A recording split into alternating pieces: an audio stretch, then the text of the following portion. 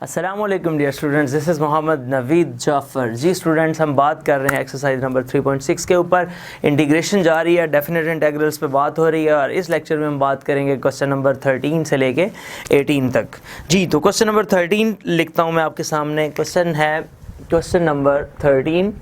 सवाल है 1 से 2 log x dx। लो जी, इसकी इंटीग्रेशन डेफिनेट इंटीग्रल के ऊपर हमने काम करना है। सो आपको पता है कि इंटीग्रेशन जो log x की थी, ये एक्सरसाइज नंबर 3.4 का दूसरा सवाल भी था, तो हमने बाय पार्ट्स की वहाँ पे भी। तो अगर बाय पार्ट्स इंटीग्रेशन करनी है तो एक्चुअली हमें ये करना पड़ेगा 1 से 2 1 log x dx, यानी कि इसके साथ एक 1 सपोज करते हैं। फिर हमने क्या करना होता है, इसको डेरिवेटिव्स के लिए और इसको इंटीग्रेशन के लिए रखते हैं। वो फॉर्मूला आपको याद होगा, मैं डायरेक्ट उसमें पुटिंग करने जा रहा हूँ। पहले आप क्या कर देंगे कि log x as it is और 1 की इंटीग्रेशन जो कि क्या आ जाएगा x, और लिमिट है 1 से 2 माइनस लिमिट है 1 से 2 और x 1 की इंटीग्रेशन x और log x का डेरिवेटिव क्या होगा 1/x dx। ठीक हो गया। इसके बाद बच्चों ये तो इससे कैंसिल हो गया। इसको लिख सकते हैं आप ज़रा x log x 1 से 2 माइनस 1 से 2 और इधर आ जाएगा 1 dx। x से कैंसिल हो गया। सो लिमिट इकट्ठी ही पुट कर दूंगा मैं, x log x 1 से 2 लिमिट्स और माइनस 1 की इंटीग्रेशन क्या हो जाएगी x 1 से 2। तो जी अब लिमिट पुट करें, आपका क्वेश्चन कंप्लीट। सो लिमिट है पहले अपर लिमिट, तो अपर लिमिट बनेगी 2 log 2, पहले उसमें 2 पुट कर देंगे और माइनस 1 log 1, ये आ गया पहले फंक्शन की लिमिट। और उसके बाद माइनस ये आ जाएगा 2 माइनस 1, सो ये आ जाएगा 2 log 2 माइनस log 1 0 होता है और इधर 2 माइनस 1 क्या आ जाएगा 1। सो इसको आप log 2 का स्क्वायर भी लिख सकते हैं और इसको log 4 माइनस 1 भी लिख सकते हैं। So that is such square units. So ये जो रिजल्ट था ये क्वेश्चन नंबर 13 का हुआ। अब हम बात करते हैं इससे आगे क्वेश्चन नंबर जो है 14 को भी देखते हैं और उसकी इंटीग्रेशन क्या है ज़रा उस मरहले से भी देखते हैं। तो क्वेश्चन नंबर जो 14 है इसका आंसर यहाँ से भी ठीक है, ये भी ठीक है, जैसे भी आप लिखना चाहें। क्वेश्चन नंबर 14 एक्सपोनेंशियल्स की इंटीग्रेशन है, इजी है, इसको भी देख लेते हैं एक नज़र। Question number 14 e raise to power कुछ x/2 समथिंग है इस तरह से, इसी तरह e raise to power minus x/2 है। क्वेश्चन नंबर 14 में बच्चों वो ये कहता है e raise to power x/2 minus e raise to power minus x/2 dx। तो इसकी जो आपके पास है लिमिट्स वो है 0 से लेके 2 तक। अब एक्सपोनेंशियल की इंटीग्रेशंस क्या होती हैं, उसकी जो पावर होती है, अगर मैं पहले तो अलग अलग कर दूं, यह आ जाएगा 0 से 2 e raise to power x/2 dx minus 0 से 2 e raise to power minus x/2 dx, ये आ गया जी। तो पहले मैं यहाँ पे इंटीग्रेशन अगर लिख दूं as e raise to power ax की जो इंटीग्रेशन होती है वो मैंने आपको बताया हुआ पहले लेक्चर्स के अंदर कि e raise to power ax over derivative of that plus constant of integration. इसमें डेफिनेट इंटीग्रल्स में हम नहीं लिख रहे। सो यहाँ पे क्या आ जाएगा e raise to power x/2 over 1/2 उसकी पावर का डेरिवेटिव और लिमिट है 0 से 2। इसी तरह minus e raise to power minus x/2 over minus 1/2 और साथ 0 से 2, ये आ गया। सो अब बच्चों हम क्या करने जा रहे हैं, ये 2 ऊपर आके मल्टीप्लाई हो जाएगा। सो 2 अब ये आ जाएगा e raise to power 2/2 minus e raise to power 0/2, ये हो गया इस फर्स्ट का। ठीक हो गया। इसके बाद माइनस ये माइनस और ये माइनस प्लस हो जाएगा प्लस 2 और यहाँ पे आएगा e raise to power minus 2/2 minus e raise to power minus 0/2, ये बन गया। ठीक है। अब बच्चों ये आ जाएगा 2 e raise to power 1 minus e raise to power 0 plus 2 e raise to power minus 1 minus e raise to power 0। ठीक है। ये आ गया 2e माइनस 1, किसी भी नंबर की पावर 0 हो जाए तो वो क्या आ जाता है 1। फिर आ जाएगा प्लस 2 1 ओवर e, ये आ गया, और सॉरी माइनस 1 भी आ जाएगा माइनस 1। यहाँ तक भी ठीक है। मज़ीद आगे प्रोसीड करना चाहते हैं तो कर दें 2e माइनस 2 और प्लस 2 ओवर e माइनस 2। तो आप लिख सकते हैं 2e plus 2 over e minus 4, ऐसे लिख दें। एलसीएम लेना है तो एलसीएम ले लें, अदरवाइज एक तो ये एलसीएम का तरीका है, या आप ऐसे भी लिख सकते हैं 2e plus 2e raised to power -1 -4, या आप ऐसे भी लिख सकते हैं कि एलसीएम ले लें तो 2e स्क्वायर प्लस 2 -4e, तो फाइनल आंसर ये भी है 2e square -4e plus 2/e square units. इनमें से कोई भी आप देख लीजिएगा जो भी आपकी बुक के मुताबिक आंसर है वो मैच कर रहा है तो वो आपका रिजल्ट हो जाएगा। एनीवेज ये सारे ही ठीक हैं, किसी भी तरह से आप इसका रिजल्ट लिख सकते हैं। ओके जी, क्वेश्चन नंबर 15 पे बात करते हैं। क्वेश्चन नंबर 15 अच्छा क्वेश्चन है। ये जो स्पेशली ये लेक्चर के जितने भी क्वेश्चंस हैं, बल्कि अगर मैं बात करूं कि 15 से लेके अगर बात हो 22 तक स्पेशली, तो 15 से 22 तक सारे ही क्वेश्चन बड़े सॉलिड क्वेश्चंस हैं। सो इनको अच्छे तरीके से सीखिएगा, समझिएगा। अब क्वेश्चन 15 पे आते हैं और देखते हैं उसमें क्या ऐसा कुछ खास है। क्वेश्चन 15 जी, क्वेश्चन नंबर 15 में स्टूडेंट्स हमारे पास है question number 15 0 to π/4 cos theta plus sine theta, cos theta plus sign theta over 2 cos square theta, 2 cos square theta, ये आ गया, और साथ d थीटा, ये चीज़ हो गई।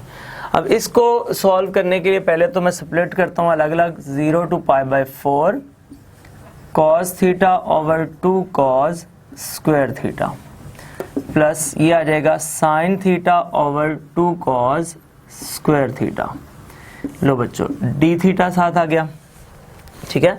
अब हम इसको लिख रहे हैं 0 to π/4, अलग अलग भी कर देते हैं साथ साथ। यहाँ से एक cos तो हो गया कैंसिल, 1/2 को मैं निकाल रहा हूँ साइड पे, और ये बच जाएगा 1/cos theta d theta, plus यहाँ से साइन ओवर कॉस मैं इस तरह से लिख लेता हूँ, 1/2 साइड पे करके इसको मैं लिख रहा हूँ जो है 1/cos थीटा और sign theta over cos theta d theta, यानी कि ये जो cos स्क्वायर था उसको ब्रेक कर दिया दो हिस्सों में। अब आप देख रहे हैं कि ये आ जाएगा 1/2 0 to π/4 secant theta d theta plus 1/2, और ये सीकेंट और ये टैन, तो ये बन गया secant theta tan theta d theta, तो ये आ जाएगा, ठीक हो गया।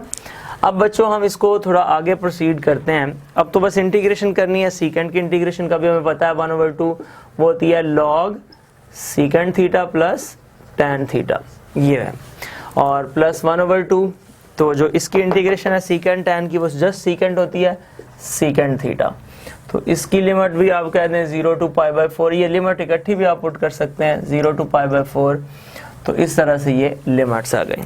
अब हमने जस्ट क्या करना है, उन लिमिट्स को उस पोजीशंस पे लेके आना है और आंसर बताना है। 1/2 साइड पे करें, पहले अपर लिमिट पुट कर लेते हैं, secant π/4 plus tan π/4 minus log secant 0 plus tan 0, ये आ जाएगा इस फर्स्ट की अपर और लोअर लिमिट सब्ट्रैक्शन के साथ, और फिर प्लस 1/2 ये आ जाएगा सीकेंट π/4 और माइनस सीकेंट 0। लो जी, ये लिमिट्स पुट कर दी। ओके बच्चों, तो ये आपके पास आ जाएगा 1/2 लॉग सीकेंट जो π/4 होता है ये स्क्वायर रूट 2 होता है, ठीक हो गया। टैन π/4 1 होता है, माइनस लॉग सीकेंट 0 1 होता है और टैन 0 0 होता है, ये हो गया, प्लस 1/2 सीकेंट π/4 स्क्वायर रूट 2 और ये -1, इस तरह से लिख दें, तो ये आ जाएगा 1/2 log square root 2 plus 1 minus log 1 0 हो गया, और आगे आ जाएगा प्लस 1/2 कॉमन ले रहे हैं अगर, तो इधर से आ जाएगा स्क्वायर रूट 2 -1, ये 1/2 और 1/2 बाहर आ गया, तो इसके साथ लिख दें स्क्वायर यूनिट, तो ये आपके पास इसका रिजल्ट आ गया, ठीक है। अब स्टूडेंट्स हम बात करते हैं क्वेश्चन नंबर 16 की। मैं कोशिश कर रहा हूँ ये मैक्सिमम आपको बता दूँ ताकि आपके मसाइल इन पर्टिकुलर क्वेश्चंस में कोई इशू ना बने।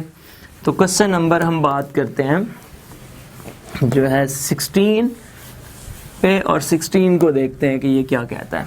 16 एक अच्छा क्वेश्चन है, आपके पास पेपर्स में कई दफ़ा ये क्वेश्चन आ चुका है। तो cos क्यूब थीटा की इंटीग्रेशन है 0 to π/6 पे।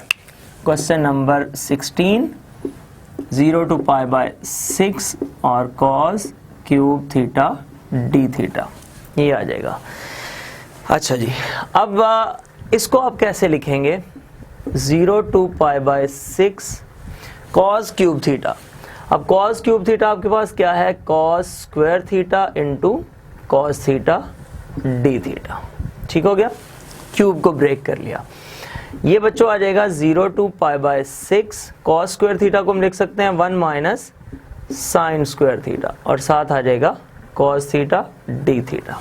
ठीक है, अब इसको अंदर मल्टीप्लाई कर लें, 0 to π/6 कॉस थीटा यहाँ पे आ गया, माइनस साइन स्क्वायर थीटा और कॉस थीटा डी थीटा, ये हमारे पास रिजल्ट बन गया।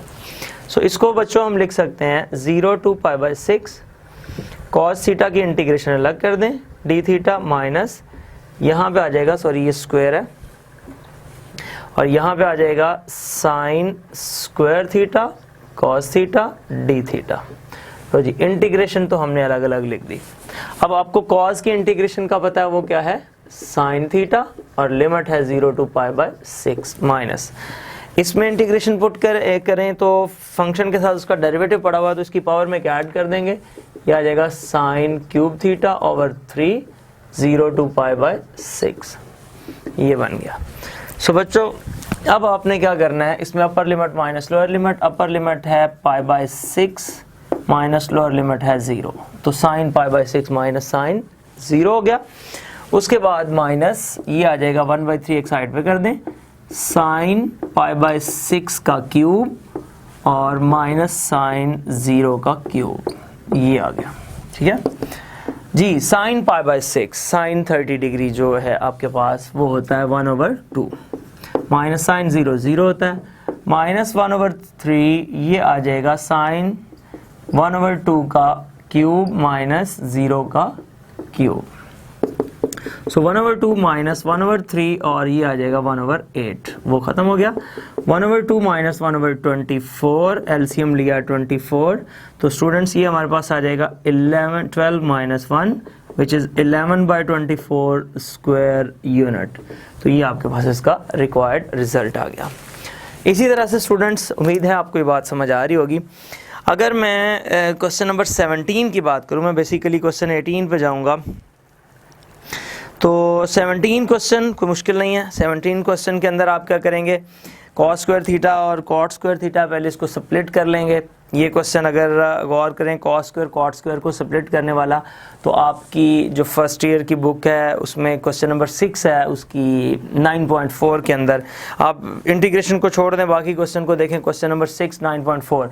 तो पहले इसको स्प्लिट कर लें, तोड़ लें, कॉस स्क्वायर कॉट स्क्वायर को सेपरेट करें, और उसके बाद आप इस क्वेश्चन को देख सकते हैं कैसे सॉल्व करना है। मतलब मेरे कहने का ये है कि कॉट स्क्वायर थीटा को आप लिख सकते हैं कोसेकेंट स्क्वायर थीटा -1, बस इतना करने से कॉस स्क्वायर अलग और वो अलग हो जाएगा, तो क्वेश्चन आपका सॉल्व हो जाएगा। एनीवेज क्वेश्चन नंबर 18 पे आते हैं। क्वेश्चन नंबर 18 और इस एक्सरसाइज इस लेक्चर का लास्ट क्वेश्चन होगा ये, क्वेश्चन नंबर 18। जी बच्चों, क्वेश्चन 18 में ये कहता है cos 4t, ये भी आपकी फर्स्ट ईयर से ही समझ लें एक सवाल है, 0 to क्या है π/4, 0 to π/4 cos 4t dt। अगर आप याद करें एक्सरसाइज नंबर 10.3 के अंदर कुछ ऐसे क्वेश्चंस जिसमें जो पावर को मल्टीपल ऑफ थीटा में कन्वर्ट करना है, क्वेश्चन नंबर 14 उसका था जो साइन 4 थीटा जो उसकी पावर थी उसको रिड्यूस करना था मल्टीपल ऑफ थीटा, और cos 4 थीटा की एग्जांपल थी आपकी बुक में एग्जांपल नंबर 3 10.3 से पहले। तो उसी फॉर्मूलेट करें इसको उसी अंदाज में 0 to π/4 cos स्क्वायर t को हम cos 4t को हम लिख सकते हैं cos स्क्वायर t का स्क्वायर और साथ आ जाएगा dt। ठीक हो गया। उसके बाद 0 to π/4 और cos स्क्वायर t को हम लिख रहे हैं 1 प्लस cos 2t ओवर 2 का होल स्क्वायर dt। ठीक हो गया। उसके बाद अब ये आ जाएगा 0 to π/4, 1 का स्क्वायर तो 1 हो गया, plus cos square 2t plus 2 cos 2t, a square plus b square plus 2ab, और डिवाइडेड बाय क्या आ गया 4 dt। अच्छा, अब ये 1/4 को तो कर दें एक साइड पे, 0 to π/4, 1/4 को मैंने बाहर निकाल दिया। अच्छा, इस पे जरा गौर करें, ये आ गया 1 प्लस ये जो cos स्क्वायर टी है, इस पे दोबारा वो हाफ एंगल जो आइडेंटिटी है वो यूज़ करूँगा, तो वो बनेगा 1 प्लस cos 4t/2। ठीक हो गया, ये फॉर्मूला बन गया इसका, प्लस 2 cos 2t और साथ आ जाएगा dt। अच्छा बच्चों, अब बस आपने क्या करना है, 1/4 एलसीएम ले लें साथ, ये 2 इधर मल्टीप्लाई होगा तो 2 plus 1 plus cos 4t plus ये इधर भी मल्टीप्लाई होगा तो 4 cos 2t और नीचे आ जाएगा 2, साथ आ जाएगा dt और इंटीग्रेशन है 0 to π/4।